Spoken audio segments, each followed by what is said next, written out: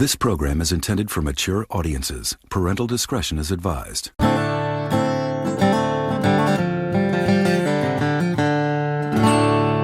We come to this place for magic. We come to the Horror Fried Podcast to laugh, to cry, to care. Because we need that. All of us.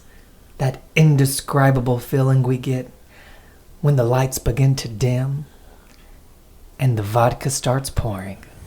Welcome to the Horror Fried Podcast. That's Michael Combs. We have Mike Martin over there. And Mr. Keith Clanton. Hello! How's your mama name? Alright, we are back with episode 6 of our queer horror series, and we have a very special guest with us today. Hello, Clark. Howdy, y'all. Howdy. I like the southern twang. If you didn't think we could get any gayer, we threw another gay guy into the mix, so you're welcome. I am also Southern California. I was about to say, southern what? Well, you know, Yeah. feel free to add a twang at any point if you want. It's the reason why I'm not drinking, because it probably would come out. You think? Sometimes. I speak kind of weird. I get people all the time thinking I have weird afflictions. Really? Say words strangely sometimes. You might see some come out. Well, I'm a little disappointed that you're not drinking then. I know. I know you should be. I don't think you have a weird accent or say things strangely. I would say like maybe you have a tinge of like Canadian. Oh, about that? Yes. So we're very happy to have you, Clark. Our first guest this season, I think, right? Mm-hmm. Yeah. Not our last, but our first for sure. Forced my way in. Yeah, he did. He paid hundreds of dollars to be get here on with this us today. prestigious podcast. So fives and fives of people could hear him. So we're very excited to have him. I'm the one that drew your logo, in case people don't know. Oh, yes, that's a really good thing you bring up. Okay, say that again. I am the one who drew your logo, which Yes. is easy for me to do with such handsome men over there. Oh, God. God. Oh, you flatter us. Clark. Yes, Clark is an amazing artist, and he drew a logo for us. You've probably, I'm sure all of our listeners have seen it. It got a lot of likes. I mean, It's amazing. Aside from the logo, I feel like I share your shit all the time. So True. Yeah. And we have T-shirts, and we just watched, what was the documentary? Fred Heads. Fred Heads, which That you Clark did a bunch had of a lot art of for. artwork in, which was really Yeah, fun. I think I did like 14 pieces for It was that. a We lot. could pick them out. Yeah. Because they did showcase a lot of artists, but yours would pop up. Like yours were animated almost. Like they would do like fun things with yours, like with hearts or whatever. But yeah, we would pick yours out and be like, oh, that's Clark's. That's Clark's. That's Yeah. Clark's. And then we'd look at Instagram to make sure. But yeah, you had a lot of really good stuff in there. And he also does artwork for The Dolls of Horror, which Yes. we listen to. Well, I listen to for sure. I listened to it with you. Yeah, you do listen to. It's a favorite on car drives. Yeah. I have to say. I like that they talk about like the best hair and best outfits. And they do more and obscure movies, I feel like. They do a little bit of everything. Yeah. Yeah. So, and you're on there sometimes as well. I have been, but only for the movies I typically like. Okay, but still. Well, you like this movie. I do. That's So- why when you're giving me your list of queer horror, I'm like, hey, if you're doing this one, I'm on it. Yeah, well, Clark is a big Nightmare on Elm Street connoisseur, I would say, right? Yeah. So you're going to have a lot of info for us this episode? I mean, I would hope so, but maybe not. I feel like people, just so you get like me, when they think of me, they either think of Simpsons Halloween, Elvira, or Freddy. Okay. We love I Elvira. mean, I feel like We do. that could be like if somebody asked you what your personality types are, that's what you'd say. Basically. Simpsons, Elvira, and Freddy. Yep. Sums you up perfectly. And isn't this your favorite slasher series? One of them? Yeah. I mean, next to Scream for sure. Yeah. Yeah. Mm-hmm. I was going to say, I think it's your second favorite from what I... It could be a toss up between that and Halloween. It just kind of depends on my mood. Okay. All right. I think we have a lot in common then, because I would put Scream as my second. Even though, strangely enough, I prefer I Know What You Did Last Summer. I know you love I Know What You Did Last Summer. Scream is definitely not the second, though. For you, it's first. No. Well, I think for All me, three of for us. me, it's first. Yeah. It's definitely first. Well, for and me, by the so. time this airs, so this episode will air on March the 17th. Oh, so Scream 6 will have been released, and I know all of us will have seen it numerous times. Clark, are you planning on seeing it? Yeah, and strangely enough, I have not seen a trailer. Really? Oh. Well, good for I'm you. Yeah. away from it. Yeah, that's good, because there's a few things. I don't think the trailer is as spoilery as the last one was, but there's a few things in it that I think if you don't know, and then you go see the movie and it happens, you're going to be like, oh, cool! Like, I think, yeah. I've really tried to avoid them this year, or like with this movie. I watched the first one, and then I've been really trying to avoid them like the plague, but it's really hard when you follow so many Scream pages on Instagram. I've watched every one Right. of them. Every single one of them. Multiple times. I know, but you don't care about spoilers. I do care about, like, spoilers, but, like, a trailer, they're not going to spoil anything. You literally just said the last one had all kind of spoilers. No, from 5. No, from 5. What I'm Well, saying, that's what I'm saying. spoilery. Look, I've had a vodka, okay? I don't even know where I am anymore. I've had a lot of Scream drawings on my page, so I feel like You a lot have. of my audience is Scream fanatics. So I definitely have to do the quick little taps on the stories. I'm not entirely sure. I mean, I feel like maybe it's just because we follow so many Scream people, but I feel like Scream's fan base tends to be a bit more like hardcore than others. They're a little Well, it's toxic. also fresh. Toxic. Yeah. little toxic. I think Toxic's a toxic is good word. A better word. Yeah, because your polls you do for your art, I feel like the last couple ones have always been Scream that's winning. If I put something Scream, it's gonna win. Yeah. Well, what was the last one you did? Not the art, but like the poll. There was.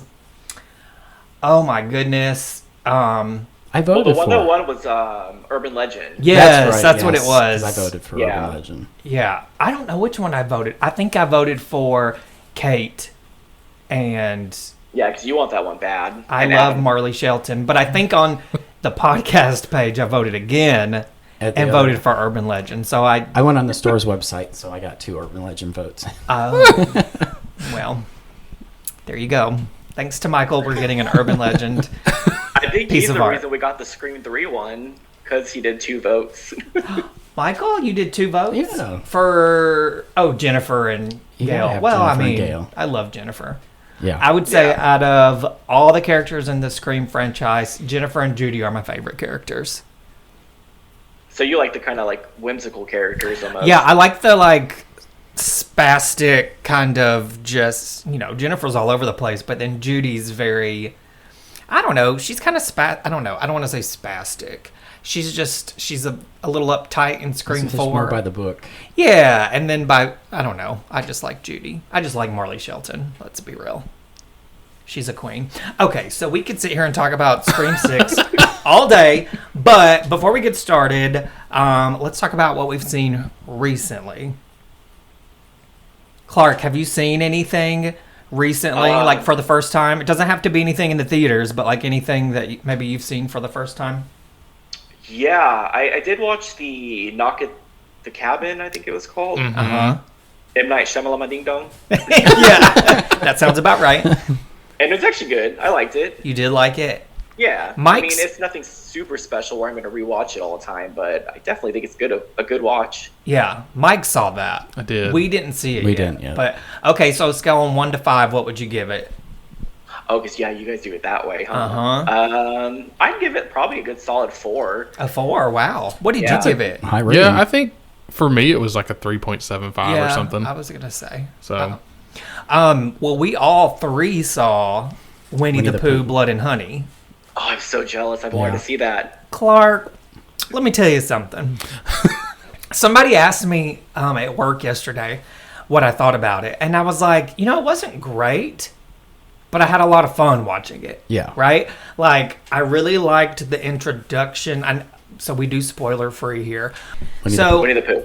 I really liked the introduction of the characters at the beginning. They did a really good job with that. But then the other characters that came in were all kind of like I didn't really care for any of them. The kills are really good. One thing that kills me though about a lot of these recent low budget horror movies is the CGI'd blood. Yeah. Like y'all can't like have Fake blood blood would coming be out of cheaper, somebody's right? Or real mouth. blood. Like I don't Yeah. understand. Peggy, So is it in the line of like the Banana Splits movie, kind of? what's that? Not as comical. What is Okay. Banana And Splits? and there's a lot less 100 Acre Wood characters in Winnie the Pooh than that. It's I think that might be older than some of you guys. But I Banana watched- Splits used to be a variety show like in the 70s. I watched right? the horror. Yeah, well, I wasn't alive in the 70s, but yes, Well, I mean, neither was I, but reruns, come on. I did watch the horror movie though that they put out a few years ago. Yes. I don't even know what that is. No, I've never heard of it. Now, I will say, I feel like there was a really big opportunity to camp this movie up, and they didn't. Okay. It was way too serious. Like, they tried to make it, this is a serious horror movie. Like, Yeah. that's the vibe that I got from it. And I think it would have been better if they would have camped it up a little bit. Like, you had the opportunity to do it, so why not do it? Yeah, exactly. Right? Didn't So it's not like this movie where Nightmare on Elm Street 2 where it's like not supposed to be funny, but there's campy moments in it regardless. No, this was like just they were playing it serious. Like it was Yeah. supposed to be a Okay. serious story. So yeah, I don't know, Clark. I think you should watch it. It is fun. It's a fun movie. I would probably give it like I don't know. What I said Mine was like a 2.5? 3.5, yeah. 3.5. I'd probably give it like a 3.25. Yeah, I mean it was fun. It was way better than The Grinch. the mean mean one. one. Did you see that one? No, I watched some other horror movie just recently with like a robotic Santa, which I didn't really care for. Oh, we both enjoyed. We that. did Well, like it was, that It was the one. same night we watched the mean one because we came back here And we watched it. and we're like, this is so much better. We wish we would have watched that instead of the mean one. But honestly, we may have liked it so much because we disliked the mean one. Like so much, and we came back and watched that and we're like, oh, that was great. and then it seemed like everyone else hated it, yeah. Anyway. By the way, I'm super easygoing when it comes to films too. I am not a film snob whatsoever. I'm just like, if I'm entertained somewhat, that's all that matters. Well, that's kind of how I am too, but I also like to tear movies apart. It's just easier to tear them apart if I don't like them. Yes. Yeah. Amen. Yeah, I always feel like our better episodes are the movies The We bad don't that ones. we don't like. Yeah. Because the good ones, it's just like, oh my God, they're so good. Oh my gosh, she's a great actress. Oh my God, like... Yes. The cinematography was so beautiful. And then you listen When you to want Fear to No be Evil. like, have you seen that cheap leave? Bitch got no class. Yes. Okay. So we good? Y'all see anything else? Well, we watched Slumber Party Massacre 3. We did watch Slumber Party Massacre 3. Obviously, not out in theaters, but I've been dying to see the third one. I've never seen the third one, but I've From the always 80s? loved the first and the second one. Yeah. And you can't find it anywhere. Well, it was on YouTube. Somebody has the whole thing on YouTube.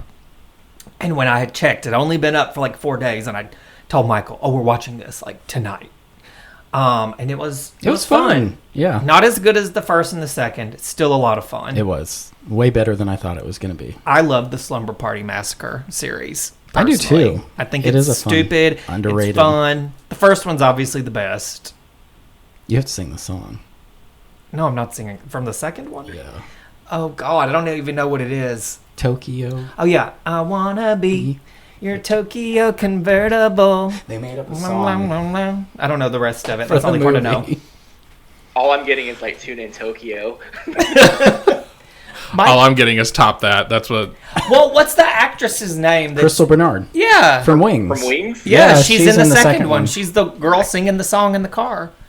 Oh yeah, she's supposed to be like the younger girl, Courtney, right? From the first one? Yes, grown up. Yeah, exactly. Yeah, we thought it was a real song, but it's not. Yeah, I looked it up because I was Made like, it I'm for going the to movie. download this. And then I was like, oh, just for the movie. Got it. Yeah. But I would give Slumber Party Massacre a solid 3. I would too. It was fun. Part 3 gets a 3 Yeah. for me. Highly recommend if you haven't seen it yet. So before we dive into today's movie, we'd love for y'all to follow along with us. So please be sure to give this season's movie listing a peep over at the Horror Fried Podcast on Instagram. Now comes to the spell. Let's chat about A Nightmare on Elm Street, Part 2, Freddy's Revenge. Longest title ever. Watch out for him. It started to happen again. Dad! I'm in trouble. You've had some scary dreams, okay? Help! Daddy can't help you now. Freddy is back on Elm Street, and he's not a welcome visitor. A Nightmare on Elm Street, Part 2, Freddy's Revenge. Released in November of 1985, written by David Chaskin and directed by Jack Sholder, A Nightmare on Elm Street Part 2 stars Robert Englund, Mark Patton, Kim Myers, and Robert Rusler. Michael. Let's dive into the movie. Yes, let's. Thank you. You're welcome. The movie opens with a school bus full of kids. I don't know if they're headed to school, they're headed away from school, whatever.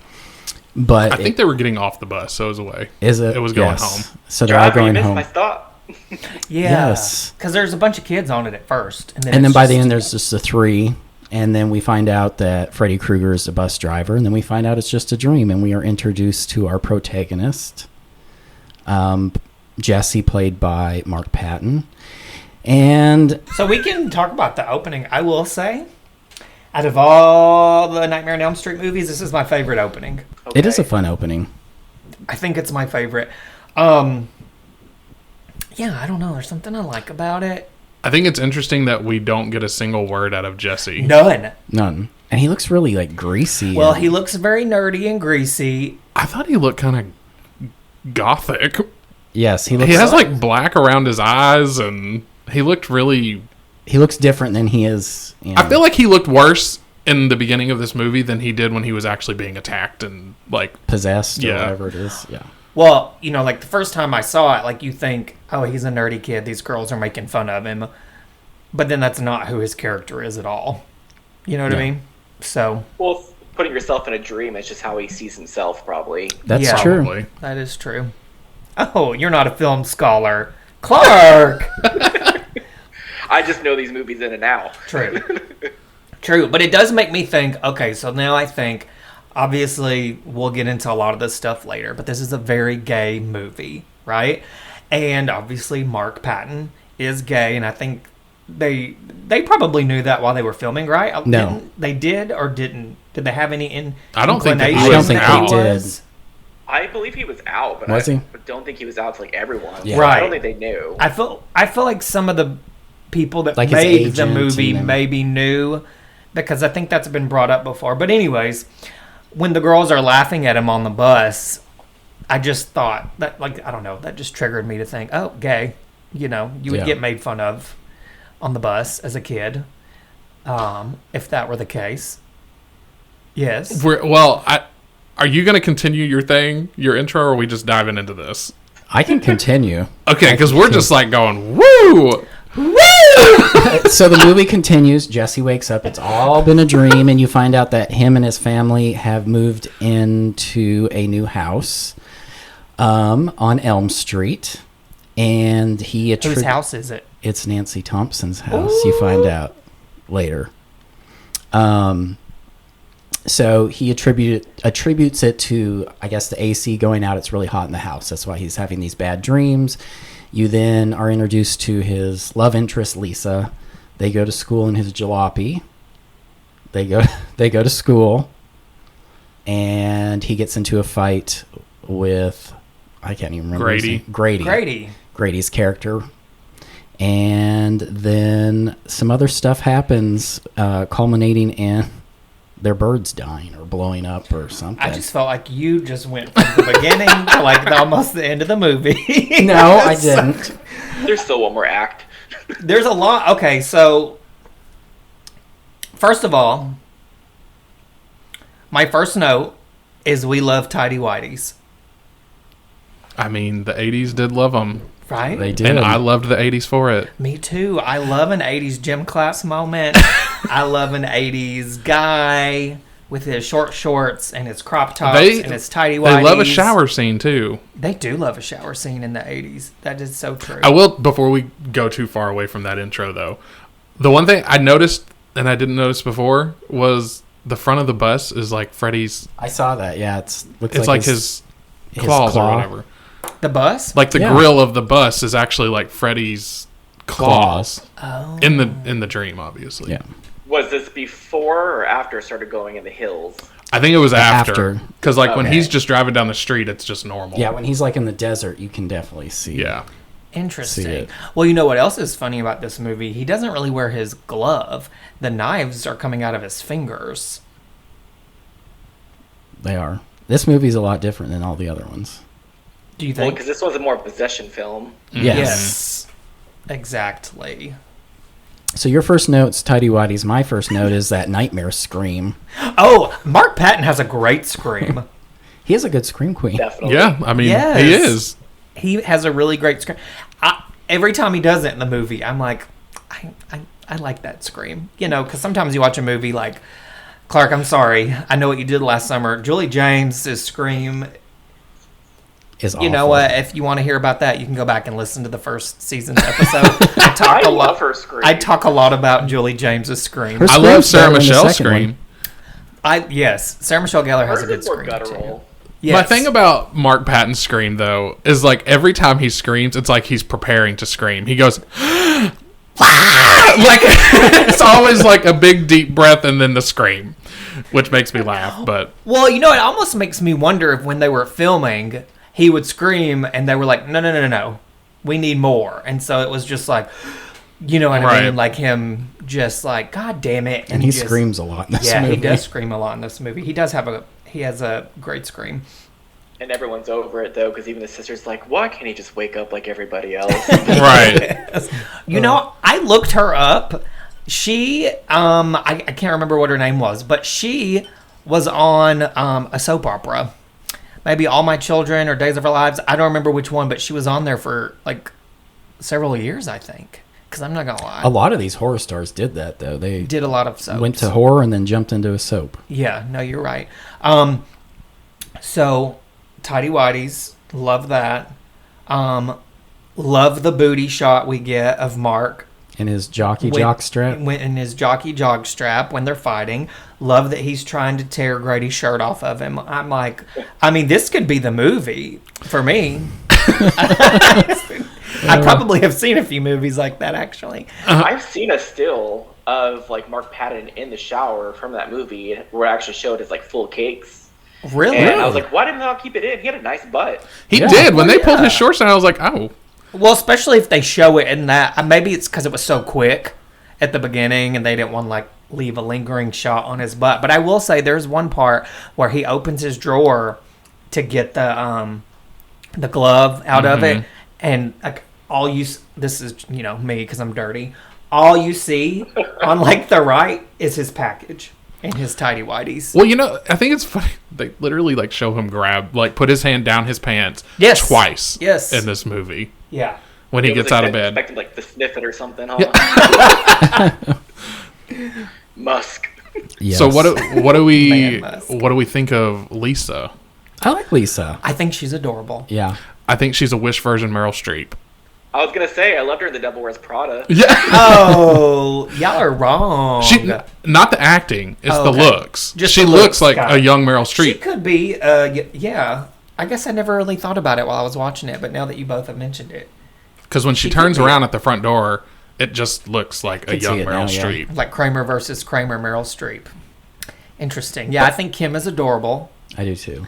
I actually got confused and didn't realize her name was He Lisa did ask me. until almost the end of the movie. I was like, wait, her name's Lisa? I thought it was Kim. And I'm like, oh, her real name's Kim. So there you have it. But I think she's adorable. Do we think they have good chemistry? I mean, I kind of feel like it's all right. It's hard for me to like, because with this movie, I feel like we all know so much about it. It's hard to separate what we know and watch it from like a strictly like almost like a first time viewing point of view. I think they have good chemistry, maybe not love chemistry, because they are really good friends in real still. life. So. I just, especially when you think about it being like a quote unquote gay movie, it's like, oh, so she was basically like his beard. Yeah. Okay, got it. Like that's kind of the vibe. Yeah. I feel like him and Ron Grady had better chemistry. did. Right. I I do was too, literally, actually. I was watching it and I was like, I mean, haven't we all had a Grady at some point, like, in our lives? I know I did. Yep. Like, I for sure What do you had. mean, like a straight guy that you were friends with? And that you were kind of, like, attracted to, and it was, like, a little weird, flirty, but it was kind just of, like, oh, you're two guys, like, yeah, I get that. I mean, totally. I definitely did. So, like, when I was watching it, I was like, I mean, I would have rather him just been gay, and then go and, like, him and Grady have, like, some sort of, little tryst. Well, Now I'm thinking of like teenage Mike being like, "No, don't teabag me in my sleep." Right. Right. I mean, I think we all wish that, but 85, they're not that bold. No. But he's literally sleeping in blankets of leather. Who is? Grady. He is. I noticed that. I'm like, that's a leather comforter. Yeah. Well, his sheet set was the same one DJ Tanner had on Full House. Oh. I wrote that in my notes, actually. I was like, I've seen that sheet set somewhere. And I was like, It oh is my so God, funny. in DJ Tanner's house. The weird things that we write in our notes. I wrote, they love some Harvest Gold in my notes. Harvest Gold. You don't remember Harvest Gold? The fridge was Harvest Gold. The cabinets were Harvest Gold. Oh. My parents are older than yours, and they had all Harvest Gold appliances, so I noticed it. We had Formica and wood. No one's saying anything. I don't know. I don't know. I We had a I white know. refrigerator. Not a white refrigerator. Oh, honey. We got to get you a house. I do think we need to mention who plays his father, though. Yeah. Mention Clue. I can't pronounce his last name. Gallagher, right? It's Gul. Gallagher, no? Yes. I don't know, Gallagher. Gallagher. And this is the same year Return of the Living Dead came out, so. And he was in that? And he was in that. Well, in the movie, he gets a credit. It says special appearances by, which I thought, I mean, y'all are really like amping him up. He's got a normal role, just like he's not a cameo. Right. So. Well, no, he was the Right? he was like Don Thompson of this movie. So basically, Clue, when he was younger, he was a pretty well-known person. Oh. So they used his name to again lift this movie promote up. it. So people are like, "Oh, let's go." Got it. Can I just say something? Yeah. He's no John Saxon. No, he's not. I think John John Saxon. Saxon was so handsome. So handsome. So handsome. Like every time I watch the first one or anything else he's in, I'm like, John Saxon was such a handsome man. Like at all stages of his life, he was so handsome. Well, I mean, his dad in this was just kind of An ass. asshole. So I really loved the band, that Band-Aid. the Band-Aid, yeah, that he put on his Yes. face after the birds went crazy. Okay, so before we talk about the birds, because I Yes. know you went all the way through the birds, can we talk about the gym teacher? the coach, What do we think Coach about Snyder. Is that what his name is? Yeah. What do you think about Coach Snyder? I would Perv. have eaten it up. I'd be like, "Yes, okay, say what you want to me." Oh. I mean, it's interesting because I know that, like, obviously this movie was not marketed as like gay. a gay movie. Yeah. But my God, I mean, Gay everywhere. hello. Yeah. Like that coach, Yes. He likes to watch his students do push-ups. the going to the bar. He Yeah. got a queer S&M joint. Yes. Which Yeah. was weird because they do say he goes to a queer S&M joint. And he likes pretty boys. But when we see the queer S&M joint, what's it called? Don's Place? It is. Yeah. I mean, it's got a bunch of men and women. It doesn't I'd really say it's look an like alternative an or S&M something, joint. yeah. It just looks like a bar to me. And then, of course, he's got his daddy harness on or whatever. Well, there's some like drag queens in there though. Is there? Yeah. I didn't see the drag I didn't queens. either. I'm pretty sure there is. I'm pretty sure I saw some Yeah. suspicious-looking people in there. Well, Suspicious. there was a lot of suspicious-looking people in there for sure. I just think it's funny when he just pops up behind him and he's like leather daddied up. Yes, Yes. yes. So we'll get to that in a minute. I don't think we've gotten that far yet, right? No. No, definitely not. Okay. So, I mean, I would say the next part is he gets up, because we talked about this. He gets fully dressed to go downstairs to get some OJ. yes. And then he sees somebody, and he goes outside, and he realizes Freddy's in the basement. Well, when does Freddy say, "You've got the body, I've got the brain"? The That's second dream, right? So it'd be that That's part. later. I have it written somewhere in my notes. Yeah, it's after it's after he sees him outside. Yeah. Because at that point, because it's when he's like trying to get out of the basement. Yeah. Because he's like holding the basement door and he's yelling for his dad. And when he turns around, Freddy's like right there. I'm sorry. It'd be his third dream because the first one's the bus. So. Oh, okay. I guess I didn't write anything in my notes about the birds, so I don't know when that happens. But I do want to mention when he falls asleep in class and they put the snake on him. Well, even when I watched it yesterday, I forget that actually happens. Like, it's not a dream. Like, that actually happens. But here's my thing. How did I'm assuming it was Grady. How did they get the snake out of the cage and put it around his neck without anybody noticing? Especially the teacher. Right, especially the teacher.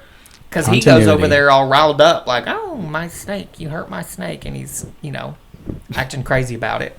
You want to play with animals, go to a zoo or something. Yes! Oh my God. How many times have you seen this movie, Clark? Like 500. Okay, so I literally watch every single Nightmare at least once a year. Oh. But there was a while when I wrote a little fan fiction script or whatever like that, and I think I watched every movie like for a month straight. So like 30 days, so 30 times in a month. Oh, so you wrote a fan script? Yeah, I wanted to do something fun back in like 2018 where it was basically since we're like in limbo with Nightmare on Elm Street, I was like, well, how could you please most people? Like, most people, this is before Scream 5, by the way. Like, most people want, like, a sequel, but everyone's doing these requels. I'm like, I hate fucking requels because I hate when they take out the lore of everything else. I was like, I bet you I can make something where you can keep in mind every single stupid movie there is and still make it cool and exciting. And I did. So you finished it? Oh, yeah. I finished, like, in 2018. I mean, I would like to read it. Yeah. Okay, for sure. Definitely. Sorry. I mean, yeah, you're talking to 3 people that love shit like that. So. Yeah. So just to give you like a quick little like what it's about. Yeah.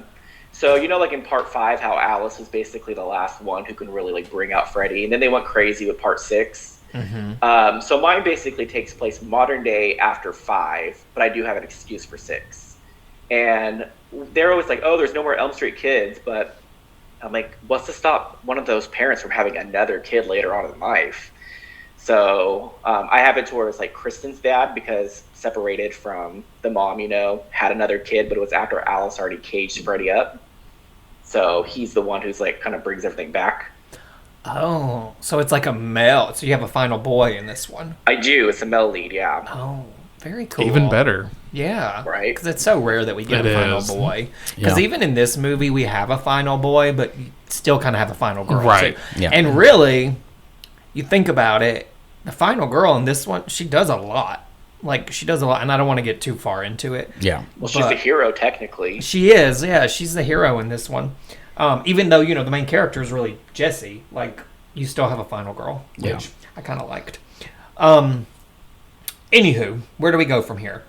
Well, Jesse wants to go out with Lisa. Yes. And he has to clean his bedroom. So we get that whole bedroom montage. Yes, we love bedroom dance. Doesn't everyone close their dresser drawers that way? Yes, I do. With their booty? I do. Baby, drive me crazy. What a great song, too, to use, I thought. It is. And I also think it's interesting because, once again, not marketed as gay, but what kind of teenage boy listens to that is going to be listening to like a diva be singing and doing all that instead of like rock and roll music or whatever, especially in the 80s.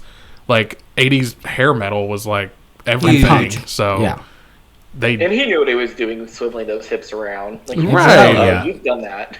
I mean, and with his little his popper toy. I don't know what the hell that is. I don't know what to call that other than a popper toy, which actually sounds... It's like a rod, right? And it pops. Yeah. Are you supposed to maybe catch it again, kind of like ball in a cup? Mm-hmm. Oh, maybe. Maybe. 2 girls, 1 cup? Yeah. Oh, jeez. No, gross. don't. I've seen it. Don't. Oh, my God. I've seen it, too. We don't have to do that. No. I do think Lisa's adorable again. She shows up, right? Yeah. And they find... Nancy's diary. Nancy's diary. Go ahead, Michael, because I know you want to say it. Did anyone else notice during that scene when they're reading it, there is not absolutely any writing on any of those fucking pages? No. You can see that there's no writing. Well, not only that, Jesse will be reading it and he'll like say like a sentence and then flip the page and then Yeah. say something else and then flip It's the like, page. wow, like, Nancy twice. had really big writing. Right. Literally. Nancy was very tired, when she was writing. She was That's under true. a lot of stress. That's true. It was One word per page. It was a create your own adventure. You pick the page and it's got a different letter on it. Oh, I did think it was cool that they introduced a diary, but yeah, it did bother me. I was like, there's no writing on any of those pages. It's just funny when you're watching stuff like this because like the simplicity of how they like introduce it always just kind of makes me laugh. There's no way to like bring it in without it being kind of cheesy, where she just like goes into the closet and Lisa's like, "What's this?"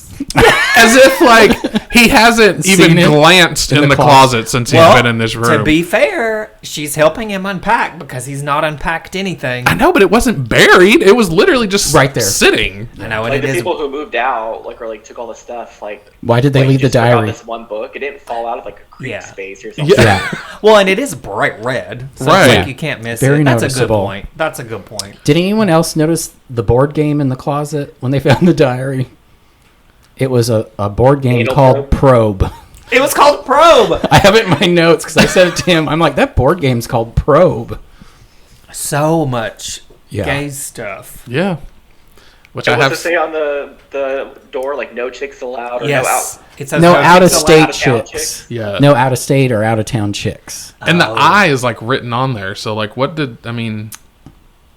I don't know. Because like when I saw it, I was like, were they trying to cover up another word? And I was thinking about, I was like, what, Chucks? Like, I don't get why they didn't write in the diary, but on that stupid chalkboard in the kitchen, every time it went to a new kitchen scene, it said a different note. Because I wrote them down. Rhonda called. Zach called. Call Andy in the morning. I did see Zach Who called. are these people? That's what I'm wondering too. Didn't they just move to this town? Yes. But I noticed it, so I had to write it down. Who's Well, Rhonda? Who's a lot Zach? of people called in this movie. You know, Lisa's mom comes out. She's like, Jesse called. Like, I mean, everybody just gets But they phone couldn't calls write in the around damn here. diary. I mean, well, you know. Their hands were tired from writing on that chalkboard. Cordless phone though. Right? Yes. Well, so after all this happens, I think this is when he finds afterwards. This is when he finds the glove, right? In the 'Cause boiler. It's burning up. So yes, we talked about this. So he is burning slap up, as we would say here in the South. And he's sweating, and then he goes down to the boiler room, basement, whatever, and he's got some fleece joggers on and a sweatshirt. And I'm like, if you were so goddamn hot, why did you completely Wish your- dress? It's like that scene in The Help when Sissy Spacek's character has a fur coat on, and Octavia Spencer's like, "Oh no, it's 97 degrees outside. Oh, well, let me put on my coat then." Like Yes. that's what it reminded me of. Have you ever seen that movie, Clark? I don't know which one was it. The Help. Yeah. Okay. Okay. With the pie. Yes, Yes. the pie. Yep, the pie. So that's when he finds the glove. I mean, I feel like Mark Patton spends about 70% of this movie shirtless and sweaty. Yes, He does. So, Yeah, but then he puts clothes on because he's hot. To go down and get Mel for OJ or Yeah. It doesn't make Go out any to gay sense. bar. 'Cause I'll say I live in California, which is not known for being cold in the first place. I think the coldest it gets here is like 50 degrees, and it's winter time, and I still have my fan going, an extra fan, no clothes on whatsoever. Yeah, exactly. So I'm just like, why? it's 30 degrees here, and I'm like that. So, Yeah. Amen. Yeah. Exactly. God, just today when we were running our errands, I mean, it's only in the 50s here, Yeah, it's like 52. 52, and I got in the car and I said, "Whew, I am hot." Turned out the window. Well, to be fair, Tennessee has been crazy lately. We've had 80 degrees, and then 4 days Yeah, later, yesterday we're it in was the 30s. 80 So, degrees, yes. Yes. It was ridiculous. Good old Tennessee weather. And then this is where the birds get it. Okay, that's what I was going to ask. Where do the birds come in? He finds the glove, the next day the birds well, get because it. that's when they're looking at the thermostat, and they're Yes. realizing how It's hot it is in the 97 house. degrees in here. Yeah. That'd be miserable. Let me just say this. I love the mother. I love the mother too. I love Cheryl. I think Cheryl puts up with a lot of shit from her husband, and I just really like Cheryl. She's always so friendly and She's a happy sweet and mother, sweet yeah. She is. I and- feel like she's a very sweet and supportive mother. and she's Very adorable. supportive, "You're looking better." Yes. Yes, you're looking better. Like, bitch, don't lie to me.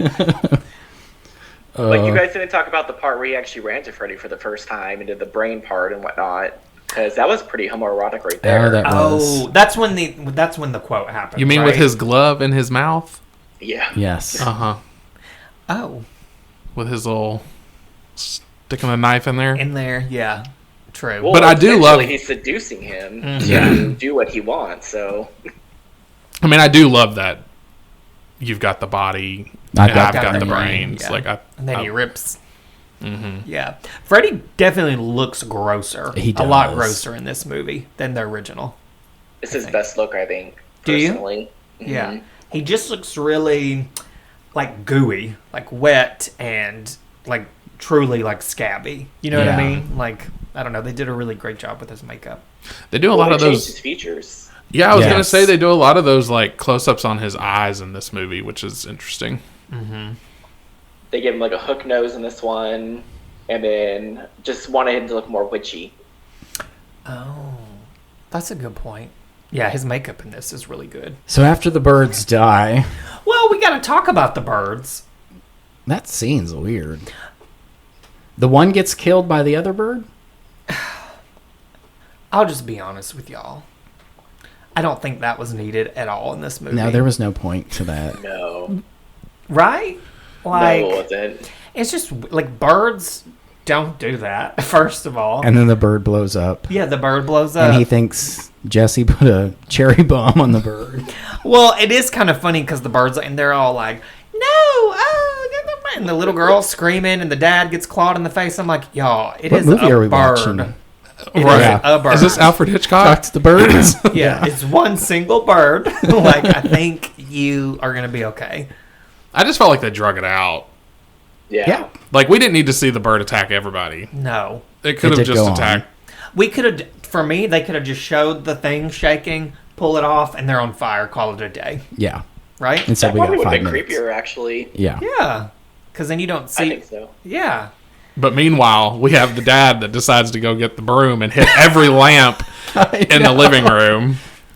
He doesn't I bet have good Cheryl aim. was pissed. I think that they did more damage themselves than the bird ever would have. Yes. That cheap seat you've been giving him. Yes. Yeah, because he's ready to pull out the oven because there's a gas leak. Well, look at this. Cheryl's not even plugged in. Yeah, the dad is no handyman. Let's be real. And is he up there, like, in that... And I mean, going back a Putting, little bit like, before bars this. on Jesse's window? Well, the bars are already there because of Nancy, right? Maybe. So, Well, it looks like I thought he he's was trying to take them off. Oh, is that what he's doing? I thought he was removing them, too. I thought he Okay. was putting him up, but... See, I thought maybe they had been taken off, and, like, maybe they found them in the garage or something, and he was putting them back on. Oh, no, I think they're on there the whole time. Oh, okay. Because, like, even when Grady's talking about them moving in, he mentions, oh, did y'all move into the house that has the bars on the windows? Oh, So, like, okay. I kind And of... this is before him coming home butt-ass naked, right? Yeah. Yeah. I think it the is. dad had no reason to, like, put him up yet. Yeah, that's when he makes the comment about Jesse needs to go to a methadone clinic. Yes. But look at the mom being all sweet, like, he needs help, and I don't know how to give it to him. The methadone. I had he actually intervention says vibes when that- Methadone. Yeah, methadone. clinic. Because, yeah, we've been watching a lot of Intervention, and I was like, Oh. that sounds familiar. It sounds like Yes. Kaylee from season 4. So, post-birds. Oh, but wait a minute. Whoa. There is something that happens before the birds that I wrote down, and it was a line that I liked. When he asked Grady, do you remember your dreams? And Grady says, only the wet ones. I don't remember that. Okay, you Oh can, my- you can continue, Of course but I you really liked that line. That's why I probably came to his room, hoping to see one in action. Yes, I mean, exactly. for real. I'll give you a wet dream. Fuck my pussy. All of a sudden, you just hear, look, look, look, look. Michael. Our prude. Yeah, Michael loves talking about that. So Jesse wakes up in the middle of the night again and somehow makes his way over to a gay bar where... Well, it's Don's place. It is Don's place, where his coach happens to be and takes him back to the gym to run laps. Push-ups? I don't remember what it was. First of all, I don't care who you are. If I was a student and I saw a teacher out and they were like, you shouldn't be here, you're going to go run laps, I would be like, fuck you. I'm not in school. Yeah, I'm not in school. Like, why would Jesse even do it? I think that this movie sometimes, like, it toes the line of, like, sometimes I can't tell if this is a dream or if this is actually happening. Yeah. And that was one of the scenes where I was like, well, because he's, like, walking the streets, pouring down rain, barefoot, wearing what he was wearing in bed. I'm going to go to the bar. And then he's like, I'm just going to go to this bar. And it kind of seems like something that he would have dreamed up. Yeah. It but does. then, obviously, it wasn't. Which I know that, obviously, these movies, all the Nightmare on Elm Streets do this, where, like, sometimes you don't know, like, if you're in a dream sequence or if this is... Do you think maybe they do that on purpose to make you think it's a dream? Sure. And then you realize, oh, shit, this is actually really happening. Yeah. I think so. Did you notice who the bartender was? Yeah. I was going to say, Clark, you probably know. No. I feel like I knew this, though, and now I'm, like, blanking on... Who is it, Clark? It's the producer, Robert Shea. Robert Shea. No. Yep, they Fun dressed little tidbit is he actually went and got the alpha with his girls, and he went to like a little sex, like little store. Oh, did he? And went in there, and it was like, I don't think you guys should be in here. He went to Trashy Lingerie in Beverly Hills. Could have been something like a Hustler or whatever. Probably, yeah. Yeah. What are those called around here? Jenna's Toy Box. Yes. Good old Jenna's Toy Box. Jenna's Toy Box. So I have my little idea of like why that went down the way it did. Is I'm pretty sure by the 80s, drinking limits was up to 18. It wasn't 17 anymore. So I'm pretty sure he got caught, and the dude probably almost like baited him into it, like, you're going to do what I say or else I'm going to tell your parents, you're going to get into a lot of trouble. But did you notice that whenever he was running laps and he stepped away after he told him to go take a shower, that he was getting like jump rope ready? I feel like he was going to try to do some shit to him. Absolutely. Oh, definitely. Absolutely, yeah. He was a pervy. He was going to pervy tie old him man. up. He was going to do something. Could you imagine? And then when he gets, I don't know, attacked, I guess. By all the sticks and balls. By the steps. Yes. There's Okay, but- balls flying at On his the face. face. Yeah. But he looks so bewildered. Like, he doesn't look afraid at any point. Yeah. He looks bewildered, and he's got that gum. Yes, he's just chewing on that damn gum. And I'm like, I don't know. I feel like if I was having basketballs thrown at me out of nowhere, I wouldn't be like, Oh. I'm just going to chew my gum and stare. Yeah. He might have took something at the club. You never know.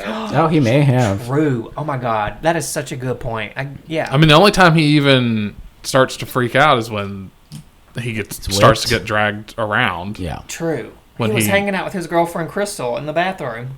Oh, my God. Don't do coke in the bathroom. But I know, but there's a big but there when he goes to get drug into the shower. I wish the gym, I mean, I'm kind of like, I don't know, the gym teacher would have been a little hotter.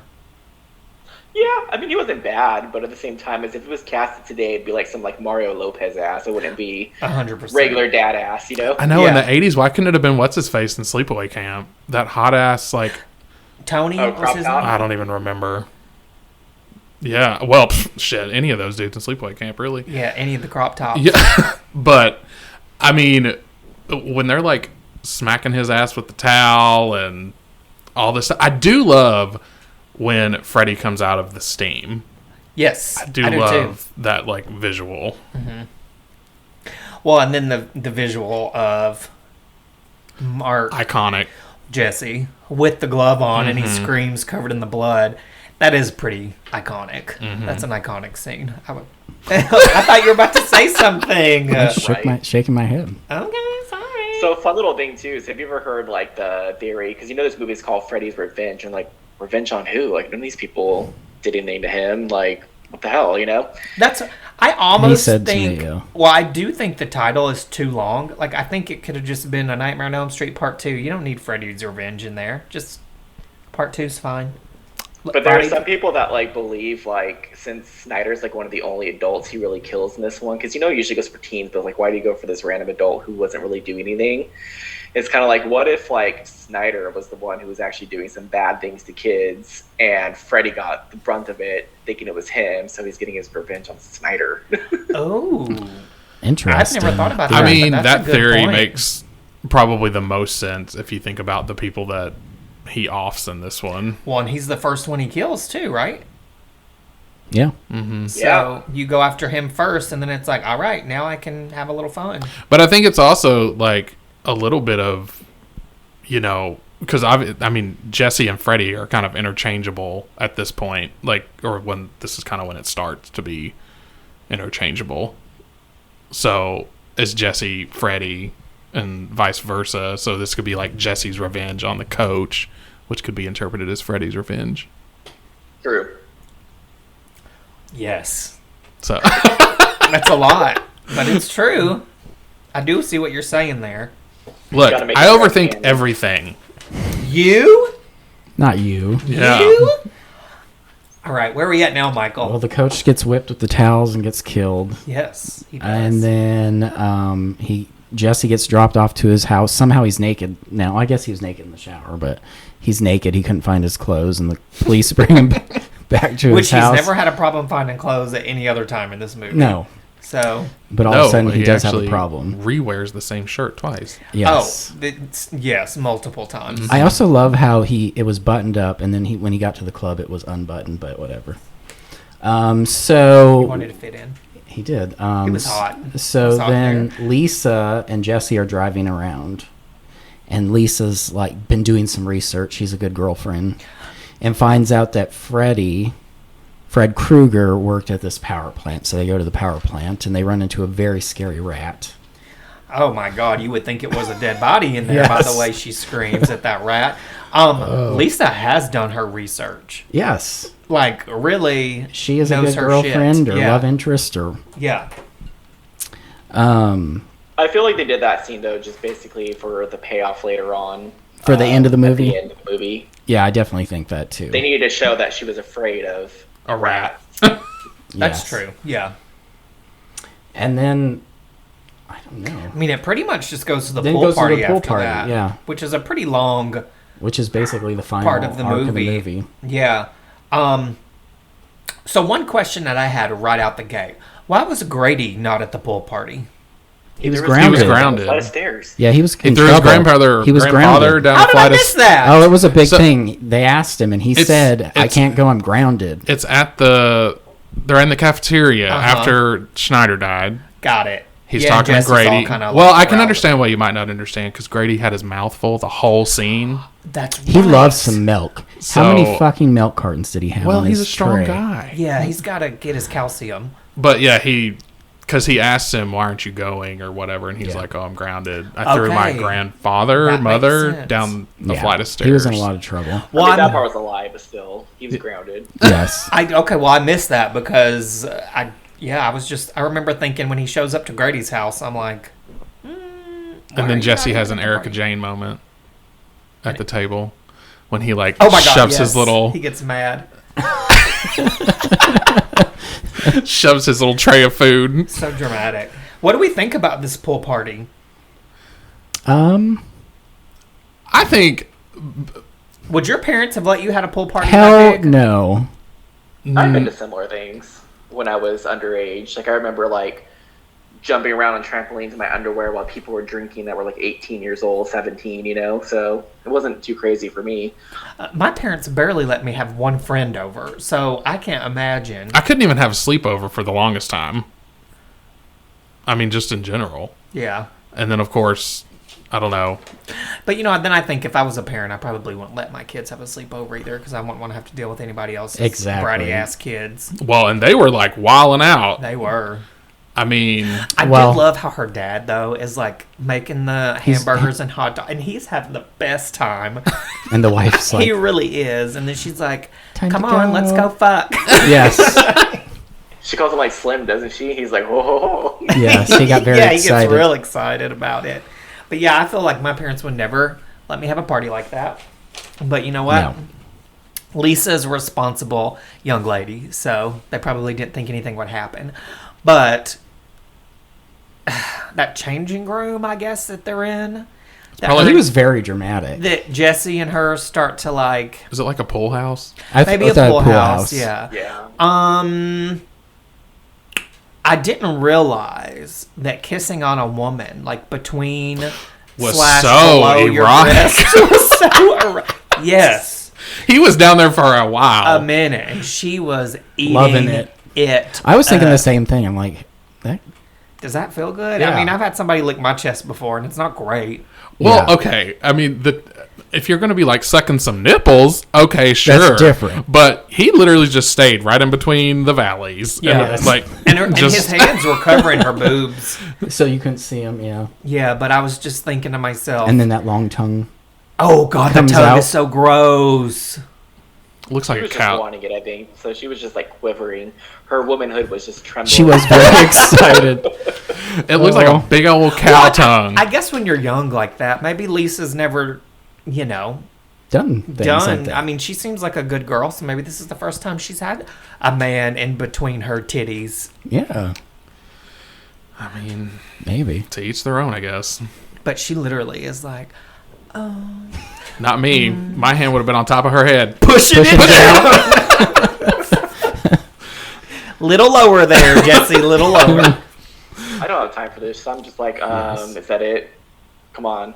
You're going to go down lower or not? Yeah. Yeah, like, I got a what hot do we dog to eat out here. do? It's so true. I want to go swimming. You're not supposed to swim until you like had 30 minutes. 30 after minutes, eating. yeah, So you better digest. eat now. So Yes. eat your dinner, and then we can go swimming. Yes. Yes. Somebody we have not talked about at all is Lisa's friend Carrie. That's because nobody cares about No one Carrie. cares She's about so Carrie. useless in this But movie. the only reason I'm bringing it up now is because I feel like when they show her and that guy in the pool, it literally looks like they're fucking. Well, he looks like he's 42 and she's 18. I was thinking that too. I'm like, he's a goober. Who invited this grown man? That's Lisa's uncle. What's he doing And here? I thought she was was interested in Grady. Honey, It was a everybody's bear. interested He was in just Grady. horny. Yeah, I think so too. I But missed what was said. he said she was just horny. Oh. Yeah, I thought her character was so fucking stupid because like she'd show up every Now and then. Oh, it's Lisa's friend. She does have a friend. She showed up to say, "Are So you getting she does me?" have a friend. Yeah. Yes. And she shows up a few times. But, whew, I have to remember, was this before or after they started making out? But he does say to Lisa, "I'm going to leave. I'm not into this." That was before. Yeah, because that's when Because he wants to go goes in see there. Grady, though. That's why he's not into it. Well, that's when he goes to Grady's house. And He freaks out and runs to Grady. and cries. And Grady's a really good friend, too. You know? But Well, he even makes the comment about you could be over there with her, but you'd rather sleep with me. yeah, we would, Yeah, Grady. Yeah, yes. we would. Do we think Grady is cute? I do. I thought he was Babe, but then I saw this movie. I think it was Weird Science, and it was him and it was the guy who played Iron Man, Robert Downey Jr. And young Robert Downey Jr. just trumped. Oh. And so He was actually at a convention we went to not long ago. And I really wanted to meet him, and I just didn't get around to it. Was it Scarefest? I can't remember. I can't but he's remember still either. very handsome. He's still it seems very like a good time. Yes, he does. And Jesse thought so too. But I tell you what, I'd not be sleeping on that recliner or whatever it was in the room. I'd be getting in bed with Grady And his leather blanket. in his leather blanket. Exactly. And his, hold on. What was because I actually did write this down, I think. Because he has a Tina Turner poster up and a King Cobra Well, she's poster. simply the best. What? Gay. Gay. I'm sorry. So so he gets attacked, right? Yeah, because he tells him not to. Jesse tells him not to go to sleep, and he does. And then Jesse wakes up screaming, and Freddy comes out of him, basically. That was a cool scene. We see that scene Really with It cool is a the, cool scene. scene. The It's like a eyeball in his caterpillar. mouth. He sheds his Well, outer I like skin, it when and the needles start to, not a needle, but the razors start coming out of his fingers. Because, I just think about that. Painful, right? And it makes me think of a movie like X-Men where it happens to Wolverine. And one of the movies, somebody says, "Does that hurt?" And he says, "Every time."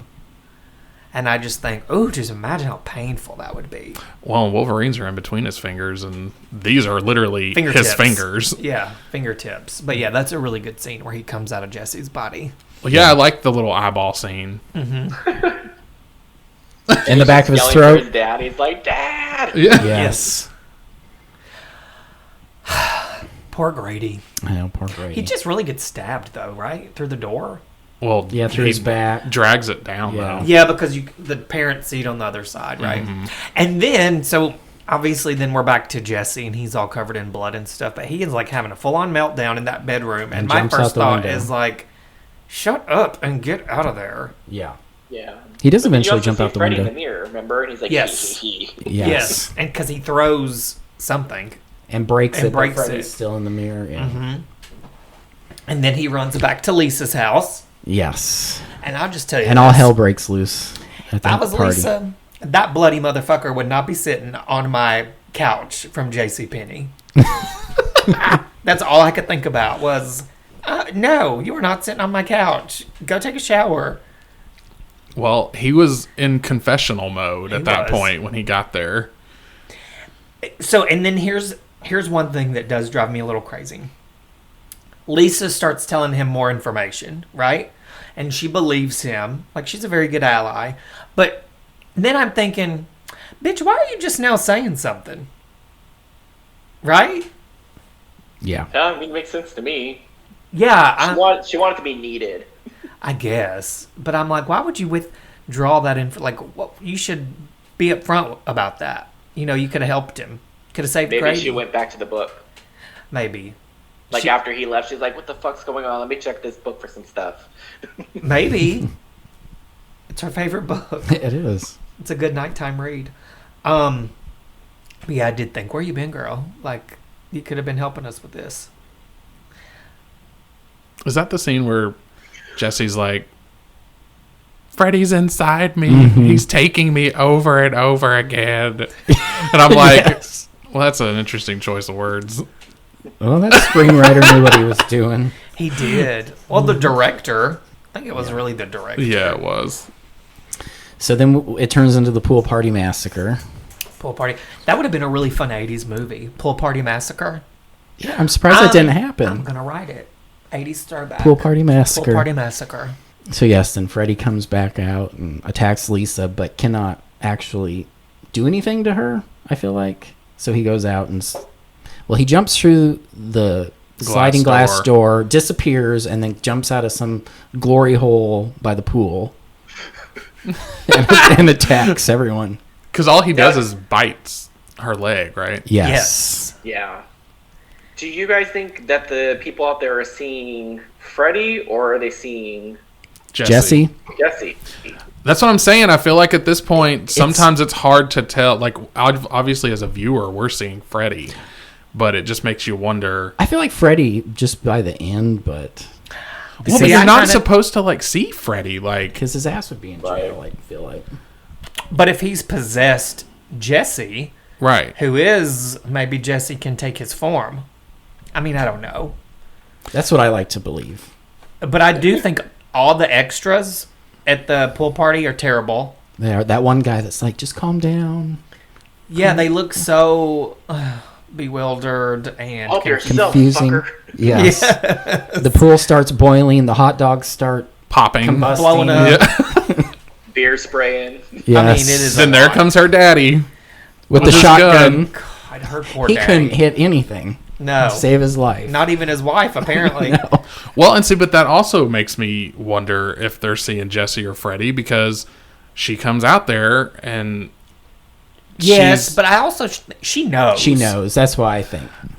I get. I What don't you're know saying. though, because like in the scene in Grady's bedroom, I mean, if that's the case, then when he came out of his body and we see that terrible like Jesse figure, we'll call it a whatever, fall backwards, then you'd think that Jesse was just dead, but obviously he's not. He comes back as Jesse. Yeah. So the back and forth kind of like. No, I get that. The interchangeable just makes it I think when we get to end, I'll say why I think, but... Okay. So, and then he just leaves.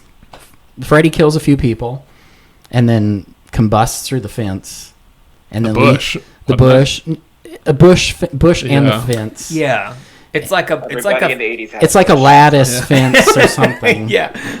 And then Lisa decides to go on a joyride and goes to the power plant to go find That's Jesse / all lit Freddy. up. All lit up because Yeah. it's not deserted now. No. Somebody lives there. Yes. Every light in the house is on. What the hell was with those Backyard's bright as the crack dogs? of dawn, huh? What the hell was with those dogs? I don't know. They're supposed to be the coach and Grady's face is on there. Oh, see, it didn't look like that to me. No, it didn't. It didn't end up looking like it was supposed to. But that's what they're supposed to be. They're supposed to be dogs with their faces. That makes more sense. That I'm does like, make but sense. who- It does kind of look like a cherub, Yeah. like a Cupid kind of, like a Cabbage Patch Kid. So then she goes in looking for Jesse / Freddy, and then she runs into a cat and a mouse. Mm-hmm. And Cat has big teeth. That's why I don't like cats. yes, and then she confronts Freddy / Jesse and tells Jesse that she loves him, and She kisses him. kisses Freddy. We see Freddy, and then some stuff happens, and then we'll get to the end of the movie. Yeah, I love when, so all that like a cat and mouse scene, if you will, where she's running around. Like that's kind of like filler for me. Yeah. Like I didn't really get, like go there and whatever. But whenever she kills him, I guess, and then Jesse wakes up and he's like ripping Freddy The off flesh of him. off. Yeah. Man, I just really like that. It was a cool scene. Yeah. I feel like the Lisa being chased around in the boiler room kind of Was vibe pointless, right? Well, it seemed very like, let's just redo this Nancy scene, Something- like as Lisa. Because But I almost feel like the pool, like everything that happened in the pool, could have been the climax, It could but have. then it just finishes off in the boiler room or. And then we the still have a power little plant bit or after whatever. that. Yeah. Yeah. Maybe Yeah. they didn't want the stupid people gawking in the background, be like, ooh. Yeah, literally. What do we think about the very end? So the very end of the movie, We have another bus ride. we have another bus ride, right? A nice little bus ride. Everything's back to It's normal. very reminiscent of the first one with her mother, Nancy's mother. Yeah. oh yeah, when he leaves the house, Because who's her friend that Carrie. none of us care about? Carrie. And the claw comes out of her, right? And comes out of her, and then they go back into the And desert. the bus goes shooting into the desert. So it literally ends like it began. Yes. Which I like the ending too. I do too. I like the ending. Literally, Carrie was only in the movie so that would happen to her. Yeah. I mean, Which I wasn't mad about that. No, though. I because was I'm like, bye. okay, well, she's kind of Lisa's friend. She hangs out with her sometimes. Like, Yeah. so we at least know who she is. It's not some random person. Can I just say something real fast back to like whenever Freddy Of was course. like, being kissed? If they ever remake that scene, I so badly just want her to kiss him like tightly, and then all of a sudden like him fall back, and you just hear Celine Dion go like the power of love, and then like his feet just like spray off of him. Honestly, the only thing that can make that movie any gayer, I think. Yes. Could you imagine? I could. Missed opportunity. No, yes. When did Well, that song come out? Power Celine of Dion Love. wasn't around in She wasn't? 85. I think she was around, but Power of Love hadn't come out Like yet. 95, 94. 95? I was gonna say like 93 or He 91. said 93. 93. So 8 years later. No, I didn't say that. Oh, I thought I he said think that. about 95. Do you want me to look? I was I'll thinking look it up. 95. Hang on.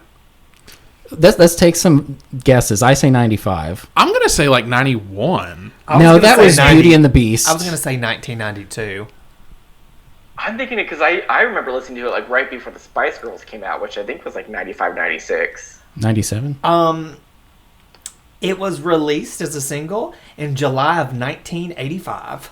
What? The Power of Love? Oh, this is Jennifer Rush song. Oh, I was like, no. It's like what? Hang on a minute. Wrong one. The movie was 85, right? Yes.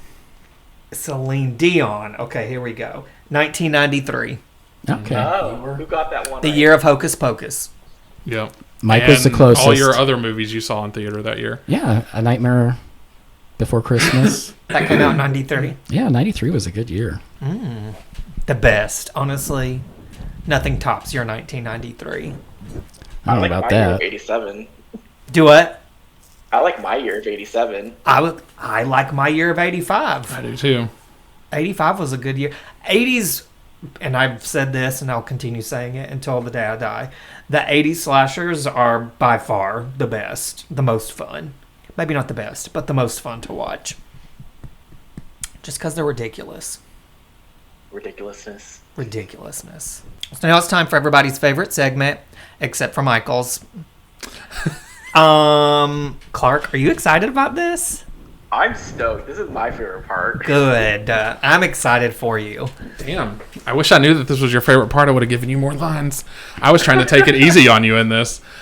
Okay, so our first scene is going to be the scene where Jesse and Lisa are reading the diary. Okay.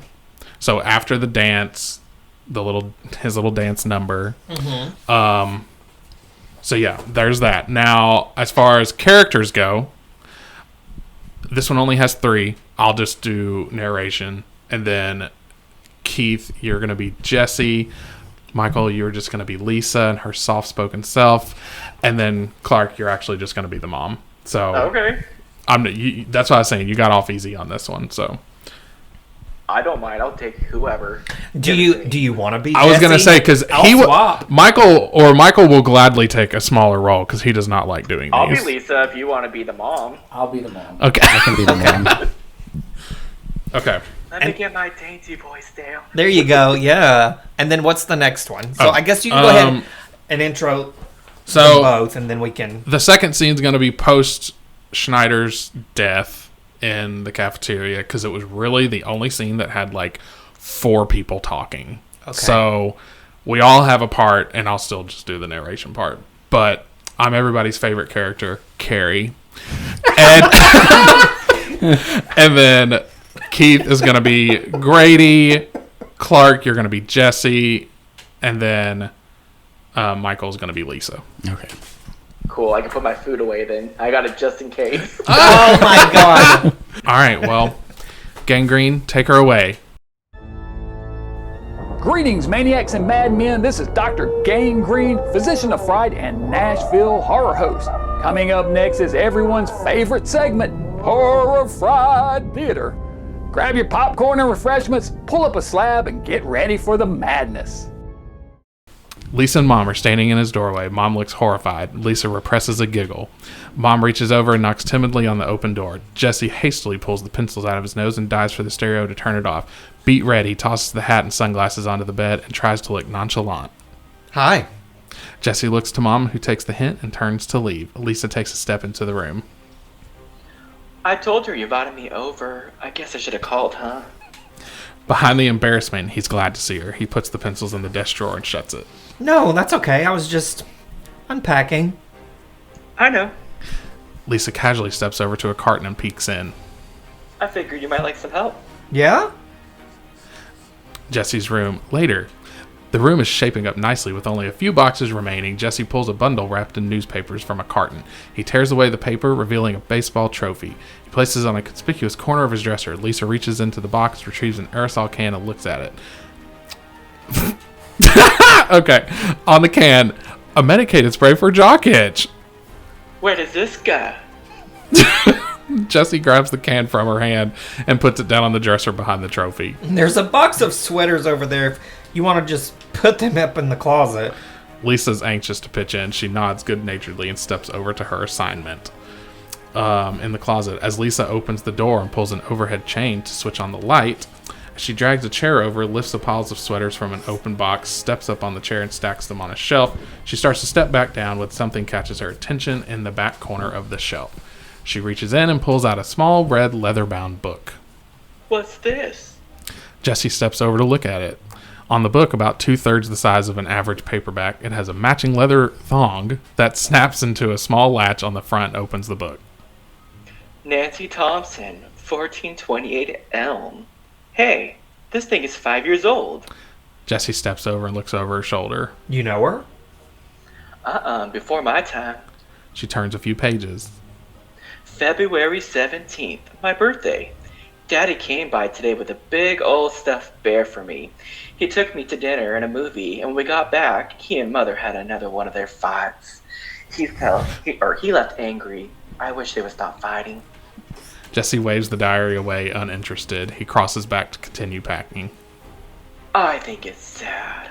Dramas of a 10-year-old. Lisa leafs through a few more pages, stops, and begins reading with widening eyes. She glances at Jesse and smiles impishly. March 7th. Glenn asked me to sleep with him again. I can't yet. I like him. I want to make him happy, but I'm not sure that I love him. I can't sleep with someone I don't love. That's typical. Hope she didn't expect to make the bestseller list with this thing. Lisa ignores him and scans the page.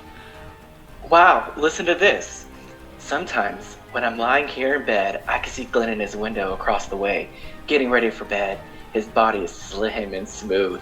And I know I shouldn't watch this part, but the part of me that wants him forces me to. That's when I weaken. That's when I want to go to him. Jesse is suddenly interested. Of course he is. He walks over and Lisa hands him the diary with the page open to that entry. He reads it and quickly turns the page. He frowns and turns another, then another. That's it? Wait! She skipped a week! March 15th. He comes to me at night. Horrible, ugly, dirty, under the sheets with me, tearing at my nightgown with his steel claw. Jesse's voice trails off on claw and chill, vague recognition goes through him. He checks the cover of the book and flips back a few pages. Lisa moves closer to read over his shoulder. Jesse composes himself and looks back at the book. His name is Fred, and he keeps taking me to the boiler room. He wants to kill me. Jesse almost shivers. He turns the page and he freezes. What is it? On the diary, Jesse shows her the page. There's one sentence scrawled across the next entry. Lisa reads it. Tina is dead? On Jesse and Lisa, they look at each other, spooked. He turns the page. Rod's been killed. He got Rod. Just Glenn and me now. Can't fall asleep? Wow. Jesse's face turns ashen as he looks up at Lisa. Are you okay? Something Grady told me today about the people that lived here last. Girl went crazy, saw her boyfriend killed in the house across the street. He's interrupted by Mom poking her head into the room. How's it going? Perfect. Jesse instinctively hides the diary behind his back. Okay. She looks over the room, impressed at the progress. Looks great. Thought you might want to take a break, get some cold cider downstairs. Jesse looks at Lisa to see what she wants to do, and Lisa looks over Jesse's alarm clock. The time's 8 p.m. No, thanks. I better get back. Got a major paper due at the end of this week. Well, it's there if you change your mind. Jesse waits for her to leave. Are you sure? World history. But I'll see you in the morning, right? Jesse nods. Hot stuff. Let me know if it turns out. Or how it turns out. Jesse opens the door for her. I'll walk you downstairs. End scene. But later. We got another scene. I'm sorry, but Michael, you are a perfect mom for that. You are. Thank you. That was great. And then later at Springfield High School. Yeah. Springwood? Springwood. I was like, Springfield? Start over. You know. There is a Lisa. Later at Springwood High, in the cafeteria on the food line, Lisa and Carrie are on the lunch line sliding their trays along the rails. Carrie's wearing a Walkman with the volume turned way up. We can almost make out the song. That was something this morning, huh? About Schneider, I mean? Lisa nods and takes a plate of macaroni and cheese from one of the kitchen staff. She doesn't want to talk about it. Jesse sure did take it bad, didn't he? Lisa shrugs and moves her tray away from Carrie's toward the cashier. Carrie picks up a piece of cake from a shelf and slides her tray down until she's next to Lisa again. In the dining room, Jesse's sitting at a table, a tray of food in front of him, untouched. He glances up at Grady as he sits down next to him and starts digging in. Whoa, I'm sorry about Schneider, man. I didn't know you were so close. Jesse doesn't qualify that with a response. You want to go out to a movie or something tonight? Get your mind off things? Jesse shakes his head. Lisa comes over to the table with her tray and sits down next to Jesse. Carrie follows and sits next to Grady. Hi, guys. Hi, Ronnie. You going to Lisa's party tomorrow night? I can't. I'm grounded. How come? For throwing my grandmother down a flight of stairs. Carrie, taking him seriously, nods gravely. Lisa looks at Jesse's tray of untouched food. You should eat something. You'll feel better. I'm not hungry. I wish you'd talk to me. We can figure it out, you know. We can figure it out together. There's nothing to figure out. You're wasting your time. The guy's a basket case. Shut up, Grady. Grady pushes his tray aside. You want me to shut up? Fine. I'll shut up. That's fine. See you around, buddy. Grady gets up and storms away from the table. Lisa, deeply pained, looks at Jesse. Jesse avoids her stare until he drops his head into his hands and tries not to cry in front of his friends. He composes himself quickly and digs his fork into his lunch, choking down some macaroni. End scene. Macaroni. So this is Dr. Gangrene saying goodbye and thanks for joining us here at Horror Fried Theater. See you on the next episode of the Horror Fried Podcast, and be sure and join me every Saturday night for Dr. Gangrene Sanitarium, Saturdays at 9 p.m. on Nashville's NECAT Channel 9 and simulcast on the NECAT Roku channel and drgangrene.com. And as always, remember to stay mad.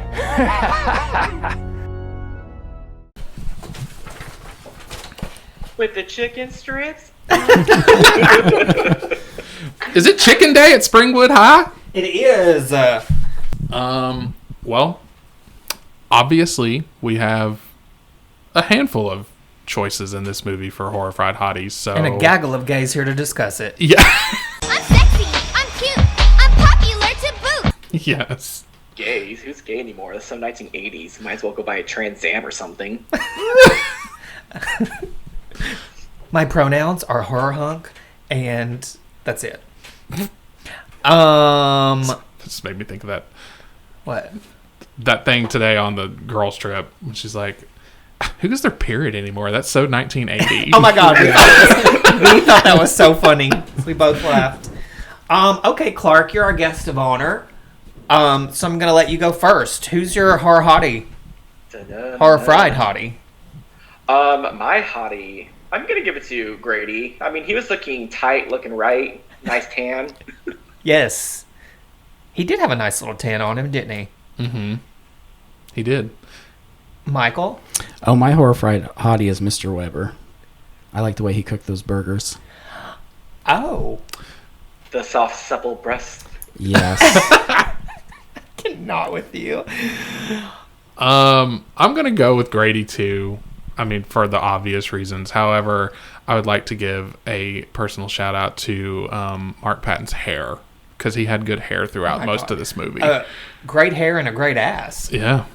So. Yeah, I mean, we love Mark Patton, obviously, but I would have to give it to Grady as well. And the one scene, whenever he's getting attacked by Freddy in his bedroom against the door, and he's sweaty, and you can just see his abs like clench when he screams. Getting hot in here. It's 97 degrees in here. Plus, he just looks stupid, and sometimes that could be hot. Yes, that's true. That is true. Mr. Weber. Yeah. Okay. You like those high-waisted pajama bottoms? They were hot. The way he flipped those burgers got me going. Okay. He likes himself a daddy. Oh. This is all facetious. He hates this. I hate this segment, too. God, do you like any segment? I don't. So, I just hate this whole fucking podcast. Bye, guys. All right. Anybody have anything else they want to add before we move on to our final thoughts? Like, it just in general for the entire movie? Yeah. Or, I mean, you can put it in your final synopsis once we give our rating. Our rating, if you want. I think I'm good for now, then. Okay. All right. It's time for our final finger-licking thoughts here at Horror Friday. We rate our films using the heat scale of Nashville's famous hot chicken on a scale of 1 to 5.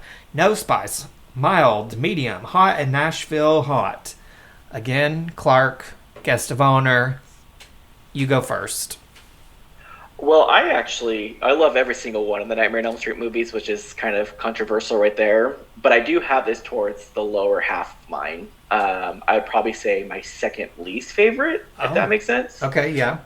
I still enjoy it. I'm going to give it like a medium hot. So like a 3.5. Like a 3.5. Okay. Yeah. That's a good score, though. Michael?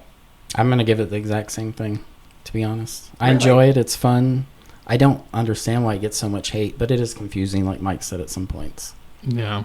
But he's still scary, and the practical effects are good. The practical effects are really great in this movie.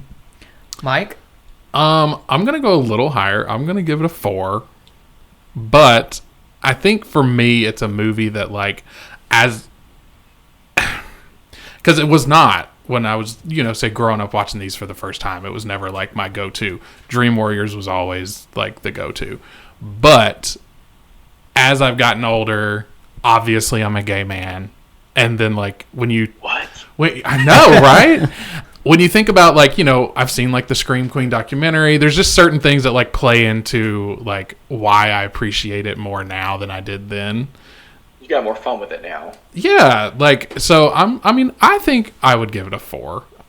Okay, solid rating. I mean, I love the intro. I love the beginning of the movie. I love, like, it's just good. It's fun. I think I'm more aligned with Clark and Michael, where I would do like a 3.5. Maybe a 3.75. Not quite a 4. I do like this movie. Does have its problems. But again, the opening is probably my favorite opening in any Nightmare movie. I love Mark Patton. I love Kim Myers in this. I think they're adorable. Love the mom. Freddy's really scary. Like Michael said, the practical effects are like top notch for me. It gets a little muddy whenever Freddy's coming out of like Jesse's body. Like that's clearly not Mark Patton there, but it's still so good. Yeah. And very inventive. So I would say 3.75. Decent ratings. Yeah. Good ratings. Clark. Yes. Where can people find you? I don't know. On Instagram. He's in hiding. I have my Instagram. I think I have my like actual legit like birth name on there though. So I think it's Robbie.Clark87. There you go, people. There you go. And you have your link to buy t-shirts and hoodies and stuff on there? Basically, I just kind of go off the Dolls of Horror. They post my stuff for me. So it's on Store Frontier. And you could either do Dolls of Horror or you could just search Clark Felix and it'll come up either way. Go buy all of his stuff. If you go to the Dolls of Horror Instagram page, there's a link there for the store. And yeah, you can find all of Clark's stuff listed on the website. And Dolls of Horror merch too, if you're into some. I think you did all the artwork for that too, so. Yeah, majority of it, except for like the first one they had. Yeah. So there you go. Clark? Yes. Thanks for joining us. Yes, thank you. It's been a real pleasure. I was going to say, was it everything you wanted it to be? I mean, I have my pants off. I thought there was going to be a little bit more to this. Oh! Just kidding. Well, we can keep going. My husband would kill me. Well, I was going to say, unfortunately, this is not a YouTube show. It's just a podcast. We'll save that for the Horror Fried OnlyFans. There you go. Yes, the Horror Fried OnlyFans coming soon, please. First, you want 5. to see Mark throw a chicken tender at you? Oh. Mike, sorry. We can just... Oh my God, could you imagine? We just sit naked and eat, like, Southern food. And rub our bellies. I mean, that's Saturday night for me, so... Kissing the grease off your fingers. Yeah. Thanks for joining us, y'all. If you like what you hear, please like, subscribe, and rate the Horror Fried Podcast and catch up on all our previous episodes on your favorite streaming service. Links are available on our Instagram page. Once again, we'd like to thank our friend Dr. Gangrene for hosting Horror Fried Theater this season. Y'all can find him on Instagram, YouTube, and at his website, drgangrene.com. Now it's time to swap spit and hit the road. Until next time, remember, there's not a pot too crooked that a lid won't fit. Bye. You've got the body. I've got the brain. Freddy's inside of me. Toodles. Bye.